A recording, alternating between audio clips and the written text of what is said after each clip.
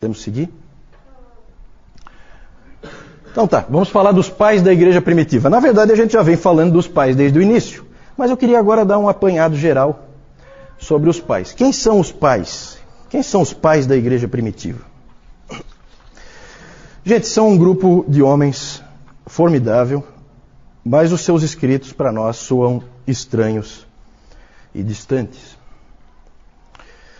Existe uma coleção, uma das coleções de escritos dos pais, ela tem 400 volumes e mais de 100 mil páginas. O Dr. David Calhoun fala que o professor dele, quando ele estudou no Princeton Seminary, o professor dele disse que era para eles irem para a biblioteca e ficarem parados na frente da coleção, que tem uma lá, com os 400 volumes, e aí ali eles se humilharem diante daquilo que estava ali na frente deles.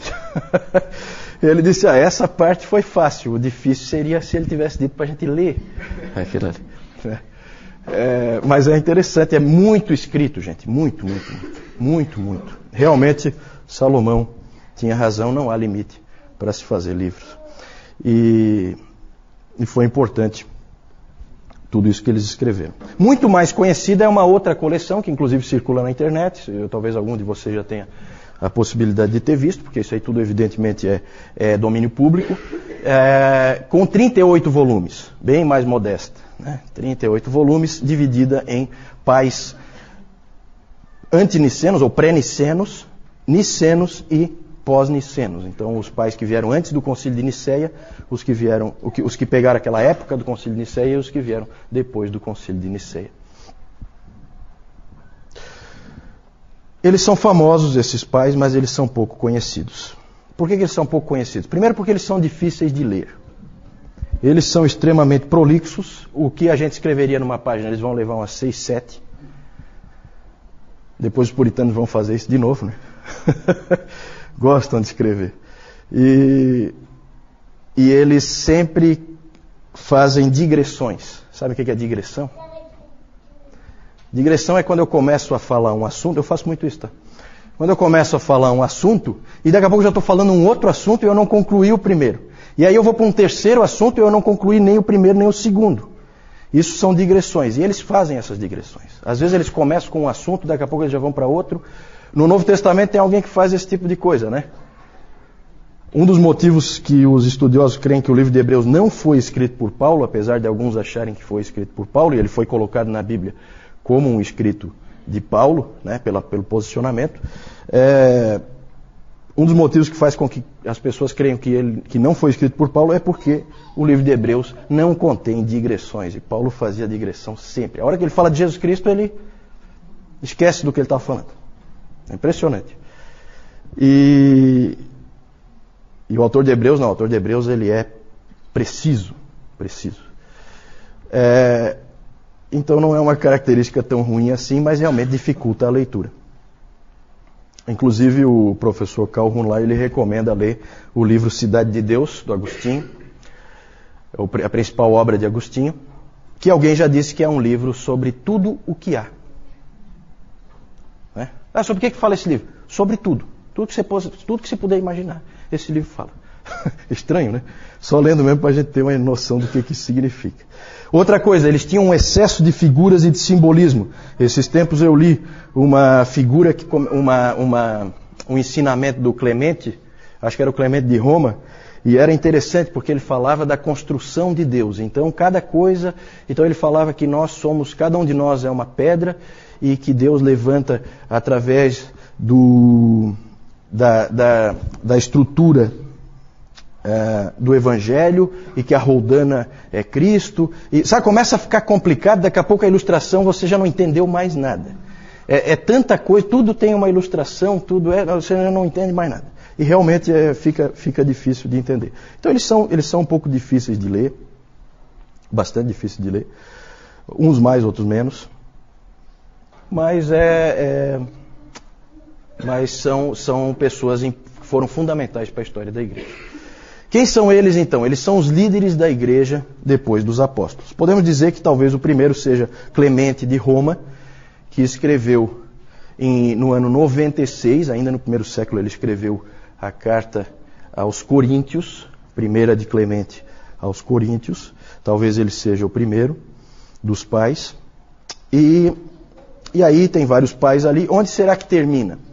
Alguns dizem que termina com Agostinho, no século V. Alguns levam para muito mais longe, dizem que Bernardo de Claraval, ou de Clairvaux, é o último pai.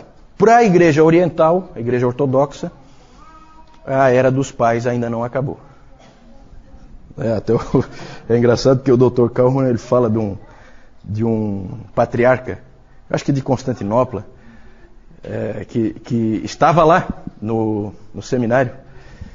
E aí perguntaram para ele, quando é que terminou a Era dos Pais? Aí ele falou assim, como assim terminou? Eu estou vivo? Então, para a Igreja Oriental não terminou ainda, né? Eles continuam usando a figura dos patriarcas. Eram homens de várias regiões e etnias, sempre daquela em volta ali do mar Mediterrâneo, que geralmente escreviam em grego, eram de fala grega. Por que eles são chamados de pais? Essa é uma pergunta interessante, né? Por que eles são chamados de pais? Não porque eles fossem perfeitos, ou porque, muito pelo contrário, eles não tinham nada de perfeitos.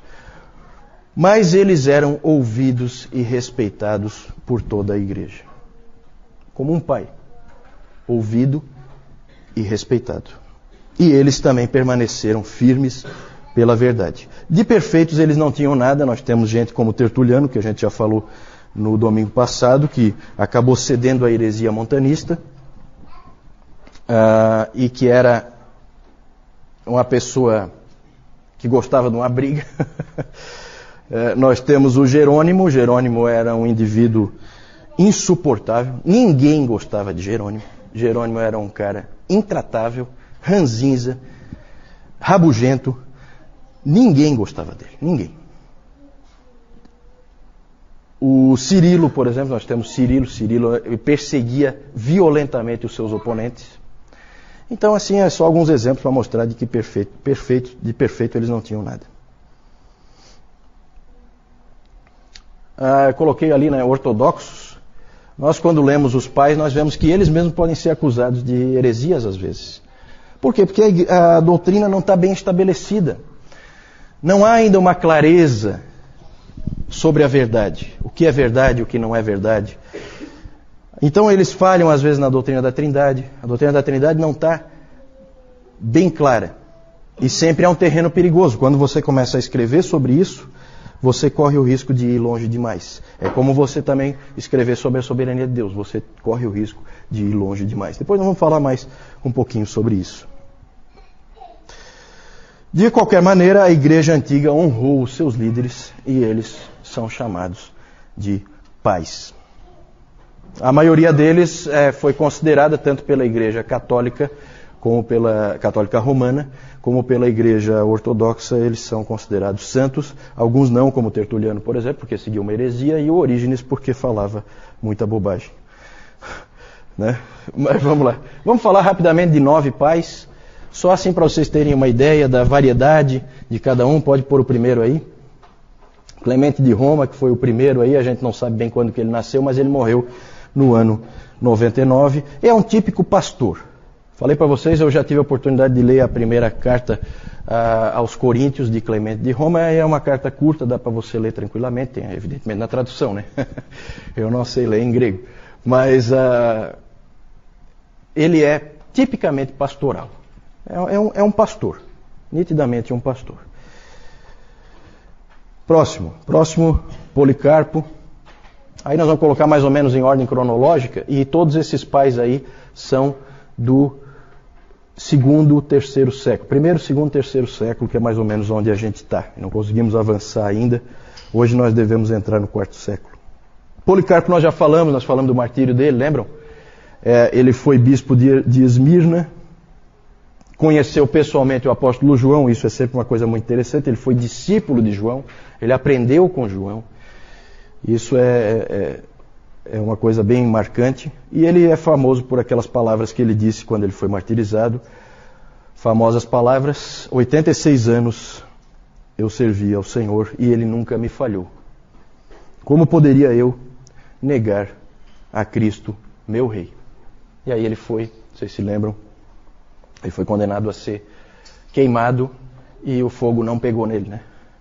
Teve que depois ser morto com uma espada, porque formou uma célula, o fogo envolveu uma célula em torno dele e ele não queimou. Próximo, Justino Mártir. Lembram onde é que a gente encaixou Justino Mártir? No domingo passado, alguém lembra? Nos apologistas, isso mesmo, Débora.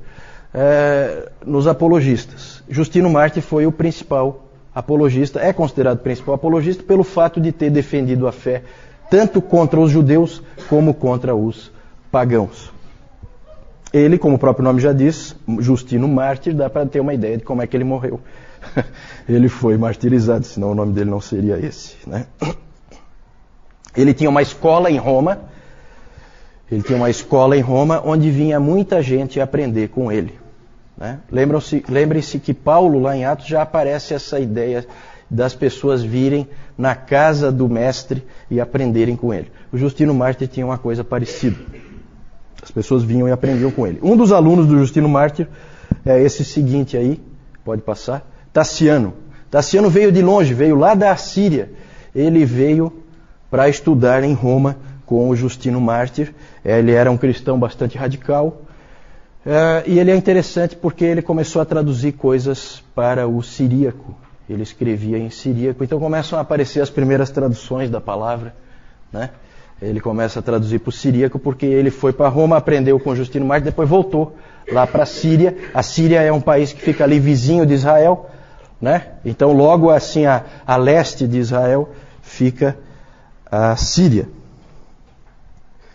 Ele escreveu o Diatessaron. Diatessaron é a primeira harmonia dos evangelhos. Você sabe o que é uma harmonia dos evangelhos? Nunca ouviram falar? Hoje, se você quiser, você pode comprar uma harmonia dos evangelhos. O que é a harmonia dos evangelhos? É uma tentativa de fazer uma única história juntando os 4 evangelhos. Colocar cronologicamente os acontecimentos para que feche numa história só. Isso é a harmonia dos evangelhos. Algumas bíblias aí tem, né? Uma harmonia dos evangelhos, mostrando onde tem os textos paralelos, o que é que vem antes e o que é que vem depois. Então ele escreveu o primeiro, que foi o Diatessaron. Próximo, Irineu. Esse Irineu nós já vimos bastante. Irineu, ele é interessante porque ele aprendeu muito com Policarpo, porque ele também é de Esmirna, lá na Ásia Menor, e Policarpo era o pregador e ele ia ouvir sempre o Policarpo, aprendia com o Policarpo, e o mais interessante ainda é que ele se tornou um missionário. Um missionário. Ele é lá da Ásia Menor e ele foi, sabe para onde? Quem é que sabe? Lembra do nome dele? Irineu de Lyon. Onde é que fica Lyon? França. Então ele foi para Gália, porque naquele tempo não existia França. França é um país. Naquele tempo não existiam países, existiam regiões, existiam pequenos reinos, áreas de influência. E ele foi então para Gália como missionário. E é interessante porque ele foi lá para o meio daqueles pagãos, ele saiu do lugar onde era o centro do pensamento cristão, a Ásia Menor, e foi lá para Gália, bastante longe, na Europa, e foi lá pregar aos pagãos. E é interessante porque ele lembra muito Jonathan Edwards, né? Porque Jonathan Edwards, ele foi lá para o meio dos índios, em Stockbridge, e lá no meio dos índios ele escreveu as grandes obras dele. O fato dele estar lá isolado fez com que ele escrevesse muito, e o Irineu foi a mesma coisa. O livro dele, em vários volumes, Contra Heresias, é o nome? Contra Heresias, onde ele atacou o gnosticismo, atacou o marcionismo, ele escreveu lá na Gália. Então é interessante porque ele é realmente um missionário, ele aprendeu a língua do lugar para onde ele estava indo, bem aquele esquema que a gente conhece de missões. Irineu. Próximo.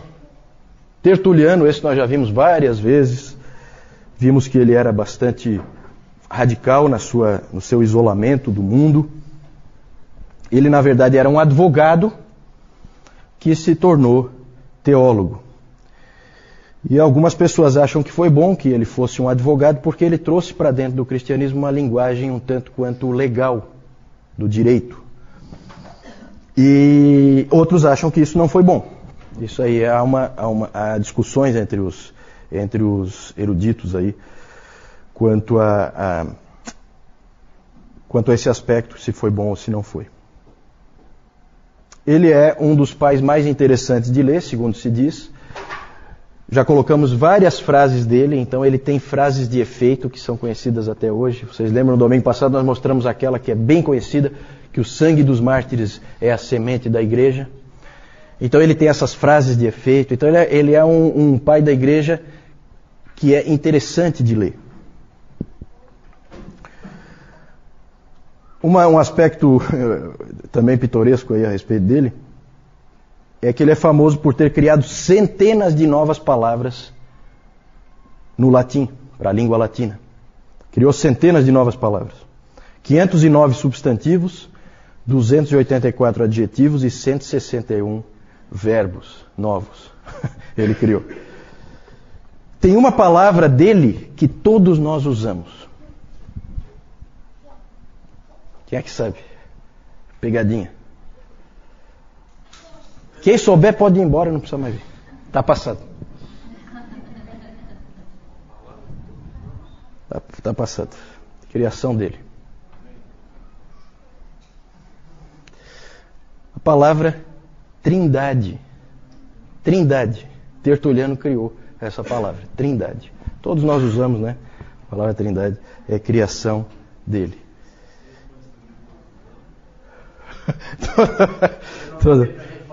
Todo mundo. Não, é rápido, é jogo rápido. Não. Vou dar o dia inteiro para tu ir pesquisar na internet. Não. Tem que saber. Se não sabe, não sabe. É. Próximo. Clemente de Alexandria, já falamos dele também. Lembram que ele era vinculado a uma escola lá em Alexandria, famosa escola cristã, um tipo de um seminário. Ele foi aluno do Pantenos. Alguém lembra do Pantenos? Quem foi o Pantenos? Foi um professor dessa escola de Alexandria que ele foi para onde?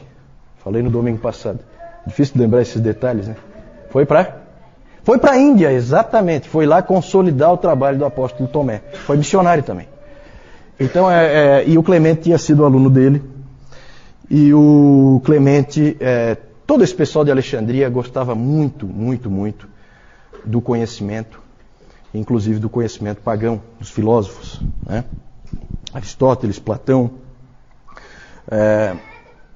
todos esses grandes filósofos gregos. E o Clemente, vocês lembram que nós tratamos dele quando nós falamos dos apologistas, da questão também da tensão do cristianismo e da cultura. Nós vimos que Tertuliano exemplificava um tipo de postura e o Clemente exemplificava um outro tipo de postura, que é de receber essas coisas, claro, sob o Evangelho, nunca em mesmo grau de importância, mas usufruir delas. E o Clemente, o Calhoun diz que o Clemente provavelmente é um pai da igreja que todos nós gostaríamos dele, porque ele é realmente um tipo assim amigo, um tipo pai, uma pessoa agradável. Conhecia muito, extremamente inteligente e foi professor também dessa escola em Alexandria. E agora nós vamos falar do sucessor dele, que é talvez mais genial que ele, mas que pisava na bola às vezes, que é o Orígenes. Orígenes é o sucessor de Clemente. Vejam que ele é mais novo, 35 anos do que o Clemente, e ele sucedeu o Clemente, então, na escola de Alexandria. Começou a escrever no ano 215 e escreveu livros sobre tudo que você puder imaginar. Ele escreveu livros apologéticos, ele escreveu comentário da Bíblia inteira, naquela época, e escreveu exposições bíblicas, e escreveu, interessante, o que se considera a primeira teologia sistemática. Ele é o primeiro a escrever uma teologia sistemática que é o livro dele sobre os princípios fundamentais. Todos têm sentimentos duvidosos em relação a Orígenes. Não existe santo Orígenes, tá? Por quê? Porque o que se diz a respeito de Orígenes é o seguinte: quando ele é bom, ele é muito bom. Mas quando ele é ruim, ele é muito ruim. Então essa é a frase-chave a respeito do Orígenes. Orígenes trouxe muitas coisas boas para a igreja, mas também trouxe umas doutrinas estranhas que ninguém engoliu. Alguém abre a Bíblia aí, por favor? O João disse que isso é um curso onde não se abre a Bíblia. Então, não falei, né? Então vamos abrir a Bíblia aí, em Atos 3:21. Aí vocês vão ver o tipo de coisa que começava a aparecer. Vamos ver uma das vezes em que Orígenes foi muito ruim. Atos 3:21. Alguém achou aí? Sam, lê para nós. É necessário que ele permaneça no céu até que chegue o tempo em que Deus restaurar todas as coisas, como falou há muito tempo, por meio de seus santos profetas. Obrigado. Até que chegue o tempo em que Deus restaurará todas as coisas. Pronto. Aí o Orígenes. O que significa isso? Significa que todo mundo vai ser salvo. Então ele acabou vindo com uma doutrina universalista. No final todos vão ser salvos, até o diabo. Só que como ele... Olha onde é que o Orígenes vai. Só que porque ele vai restaurar todas as coisas. Todas as coisas, inclui o diabo. Então até o diabo vai ser salvo. E aí, olha como é que vai a elucubração, né? Muita imaginação esse rapaz. Aí, como todos têm livre-arbítrio, então tudo pode começar outra vez. Aí Satanás cai de novo, aquela coisa toda, né? Então, é só um exemplo para vocês verem que quando ele é ruim, ele é muito ruim. Né? E evidentemente que ninguém engoliu isso aí, graças a Deus. Porque se alguém tivesse engolido... Mas ele não é sempre tão ruim não, tá? Tem que saber separar aí o joio do trigo. Vamos falar do último aí, desses 9 que nós estamos vendo. Eles são muitos, tá? Os pais da igreja. Nós estamos pegando alguns exemplos aí, numa certa ordem cronológica.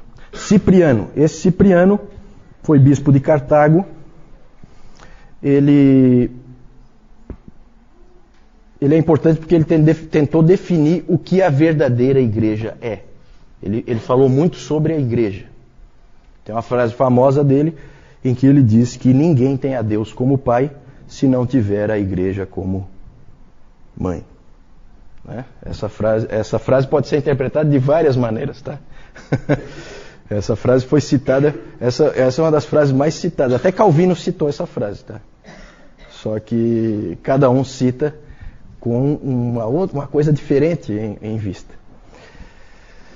Pode passar então, rapidamente aí. Esse Cipriano, ele acabou estando no meio de uma controvérsia que nós vamos falar mais adiante, a controvérsia donatista. Como nós devemos encarar os pais, gente? A Igreja Católica, pode passar aí, a Igreja Católica Romana, e eu já falei no domingo passado que eu não vou usar essa abreviação Igreja Católica, porque a Igreja Católica significa Igreja Universal, e nós vimos que a Igreja Universal é a Igreja invisível. Então eu sempre vou falar não do catolicismo, mas do romanismo. O catolicismo romano e a ortodoxia oriental veneram os pais. Tem eles como santos, certo? Essa é uma posição errada. De santo eles não têm nada. Já deu para perceber. É só olhar para a história deles e você vai ver que eles não têm nada de especial. Eles são cristãos. Isso eles são. São santos nesse sentido, mas santos no sentido que essas igrejas creem que algum santo deve ser, com certeza não são. E os protestantes têm uma tendência de ignorá-los. Eles acham que esses pais são da Igreja Católica. Né? Gente, isso aí é uma igreja única, não existem várias igrejas. Aqui não existem várias igrejas, existe uma única igreja. Qualquer igreja cristã que exista, vem daí. Aqui é a origem comum. Depois vai ter bifurcações. Ainda não. Ainda não. Então, os protestantes têm uma tendência de ignorá-los. O meio reformado dá uma colherzinha de chá para Agostinho, eles gostam do Agostinho e tal, mas fica nisso, né? É só o Agostinho e olha lá. Quem não é do meio reformado, ignora praticamente todos eles, e essas igrejas mais modernas aí nem sabem que houve alguma história da igreja, né? Normalmente. Pode passar? Qual é a posição adequada? A posição adequada nossa deve ser a seguinte: nós devemos olhar para eles como seres humanos que estavam algumas vezes errados, mas que foram frequentemente guias fiéis e que sustentaram a igreja e que colocaram a igreja no caminho certo e que foram usados por Deus para isso. Ok? Pode passar? Vamos ver aí então as figuras de alguns deles. É claro que essas figuras sempre são da arte, não existe fotografia, não existe nada disso. Provavelmente eles eram bem diferentes do que aparece ali, mas é interessante para a gente ver, né? Clemente de Roma, evidentemente, como Clemente de Roma foi um presbítero em Roma, e o principal presbítero em Roma, ele é chamado hoje de santo. E o que mais? Que característica foi dada depois para todos os bispos de Roma? Papa. Então você vai ver, Papa Clemente I. Né? Eu tenho certeza que ele abominaria esse título, mas é dado, né, a ele. É interessante porque, depois nós vamos falar, mas o catolicismo romano é engraçado, porque Pedro provavelmente não tem nenhum registro de que ele tenha sequer sido um presbítero em Roma. Ele era apóstolo, ele circula pelas igrejas. Ele não é um dos presbíteros.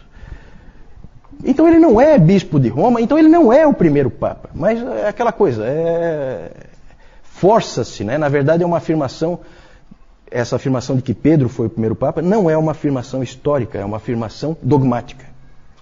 Para garantir uma certa doutrina, então se afirma isso contra todas as evidências históricas.